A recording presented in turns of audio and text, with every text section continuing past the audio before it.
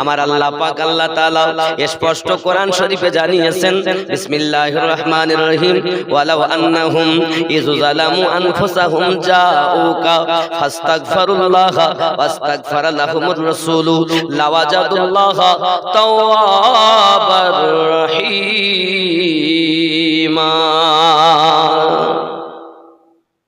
কেউ যদি জানের প্রতি জুলুম করে সে যেন আপনার দরবারে চলে যায়, যাওয়ার পরে কি হবে? ফাস্তাগফিরুল্লাহ, আল্লাহর কাছে তওবা করবে, আল্লাহর কাছে ক্ষমা ভিক্ষা চাইবে। ওয়াস্তাগফারা লাহুমুর রাসূল, আর নবী তাদের পক্ষ থেকে আল্লাহর কাছে সুপারিশ করবেন। লাওয়াজাদুল্লাহ তাওবাবার রহিমা, আল্লাহ পাক তার জীবনের গুনাহ মাফ করে দেবে। আল কোরআন সূরা নিসা আয়াত 64। কোরআনুল মাজিদে